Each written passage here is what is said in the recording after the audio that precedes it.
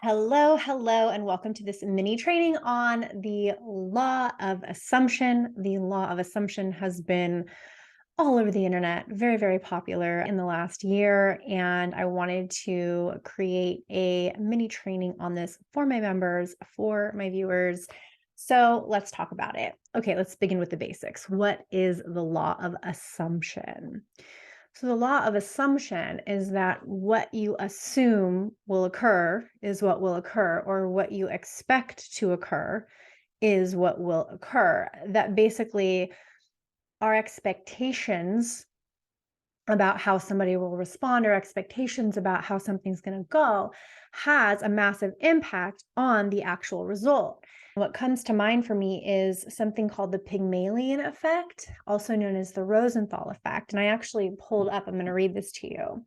So this was a study that was performed by Robert Rosenthal and Lenore Jacobson. And that study was around teachers and students. And basically it was if teachers were led to expect or assume enhanced performance from children, then the children's performance was enhanced.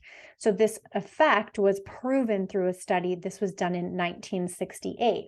The bullet points that I got from this study was that they performed a study to see that if the teachers had a certain expectation of the students, was that expectation impacted on the performance of the students? And they found that it was.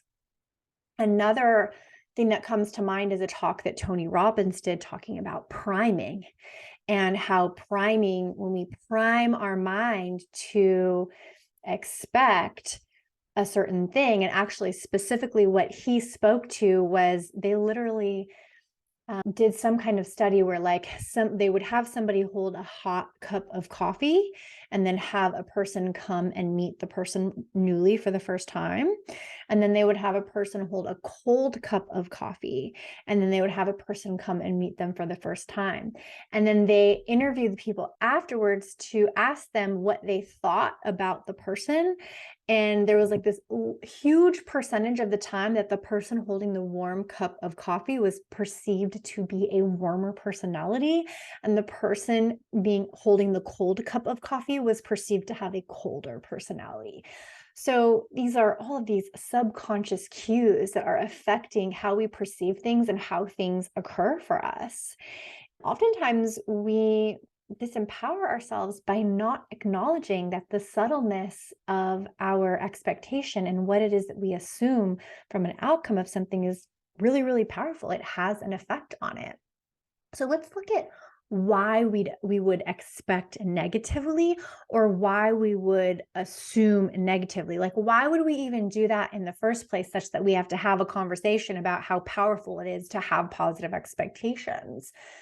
So in my examination of this, what I found is that, when we expect something to go our way, if we've had an experience in life where we had a certain expectation and it wasn't met, and we feel like our ego was bruised, or our heart got broken, or just something didn't go the way we ultimately wanted it to go, and then we made a certain meaning about that, then, we might have had the effect of like, well, maybe what I believe doesn't come true, or I shouldn't have expectations. If I put my heart out there, if I hope for the best and I don't get it, then I'm going to be left feeling defeated. And, to a degree, it becomes a protective mechanism. It becomes a mechanism like, I have to protect myself from the bad feelings I may have, from the disappointment that I might feel if I expect something and it doesn't go my way. And yet at the same time, the power of our expectation is really powerful. So one of the ways that has really helped me deal with this, and then also continue to be able to use the Pygmalion effect and the law of assumption, is to understand that I'm a resilient being and I can deal with disappointment.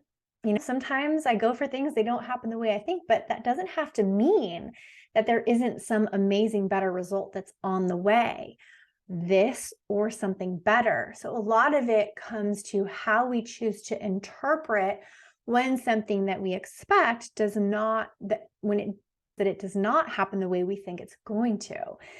So if we broaden our perspective to say, well, no matter what, my highest good is going to unfold, no matter what happens, it's only going to get better and it's only going to get better for me. The better it gets, the better it gets. If we can broaden our expectation that ultimately our good is always unfolding, then that actually sets us up for success to allow ourselves to continue to have those positive expectations and continue to have that restored faith and that positive belief, rather than withdrawing that level of our power or withholding that level of our power because we're trying to protect ourselves from disappointment.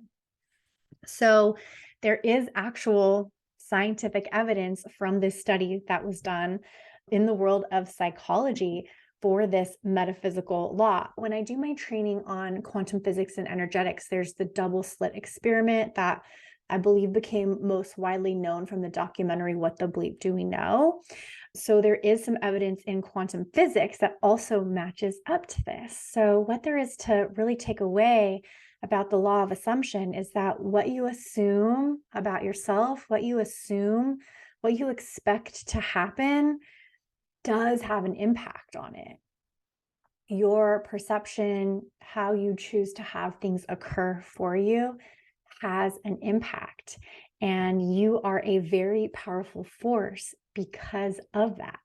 So I hope this has helped you. If you are someone who maybe has been disappointed by having expectations and then decided not to have any expectations, let me know if this has helped you to bring more of the power of your assumption, the power of your expectations into your manifestation practice.